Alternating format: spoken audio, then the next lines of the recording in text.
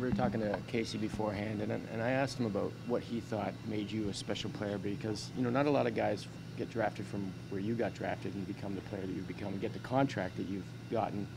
And he said it was your maturity. Have you always been a mature player, you think, growing up and coming through the ranks? I wouldn't say all the time. High school, I struggled a little bit, had a little attitude, but I definitely learned from that in high school, having to be a leader for that team my junior and senior year, and then going into UCLA and just going through everything I went through there. I played so many different positions, so many different spots, so many things were needed from me year in and year out. My 4 years there, and then being a leader for those freshmen my senior year really helped me. I think everything I went through in college helped me, going to the league, being patient, just waiting, grinding it out, and just continuing to stay the course, stay the path no matter what was came my way, adversity, success, whatever it was, just to keep my head down and keep working. Obviously, it would have. Sorry, go ahead. What snapped you out of the thing in high school?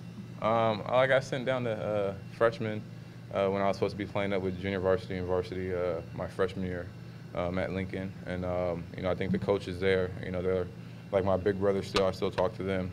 They really helped me and talked to me and just helped me realize, what I can do, where I can be, and just to stay focused, whether I was the leader of the team or not, I wasn't above anybody. I think that really helped me realize, what it took to be a leader, what it took to win our state championship my junior year.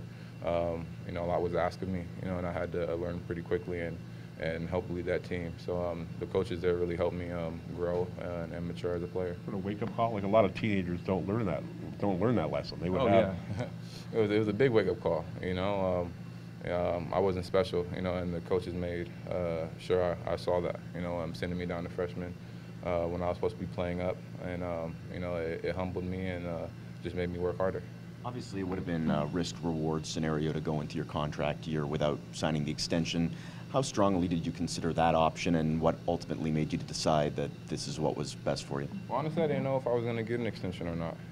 My whole focus was just to play out my year and see what happens in restricted free agency. And I didn't have the mindset that I was going to get an extension, and I just knew I wanted to stay here. No matter what happened, whether I got it or I went into restricted free agency. I wanted to stay here. I love Toronto. I love the city.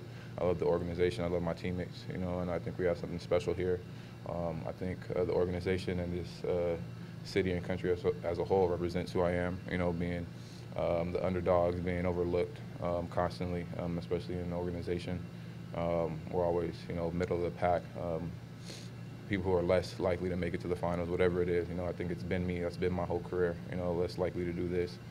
That make it to the NBA, going to play overseas. I was overlooked and said I wouldn't make it. So I love everything about the organization and my team, and it was just a place I wanted to be. When this starts filtering through and you get word that this could happen, who are you talking to first, and can you take us through the emotion sort of that conversation? I was really in shock. It's a big thing. When you're looking down at the text of what the offer is going to look like and how it's going to pan out over the 4 years. It's crazy, especially growing up the way I grew up, struggling and just trying to make it. The first people I talked to when it was officially on the table was my family. Called them to the room when we were in Hawaii and sat them down, got my agent on the phone, and had him over speaker, and he broke down everything.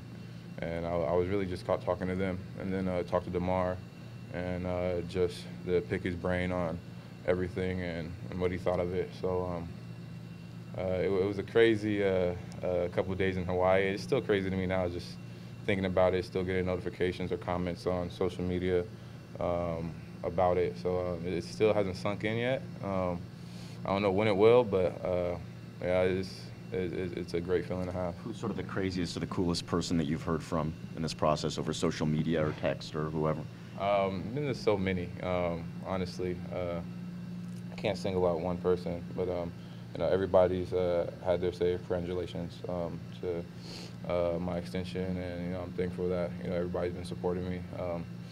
I'm just enjoying the ride, enjoying the process. I just mainly try to stay away from reading everything, but I got a couple good text messages from close guys around the league and close friends back home. What did DeMar say when you ask for his advice? He just broke it down to me, you know, what he thought when he was going through his extension his first time, and just, you know, taking my time with it, don't feel pressured, don't feel rushed, and really think about, you know, what you want to do. You know, it's a big decision, all the scenarios that could play out, whether I want to be here for the next 3-4 years, and just really breaking down every possible solution and like the pros and cons of it, and just enjoy it, you know. And he said he's gonna have my back no matter what decision I make, and that was that.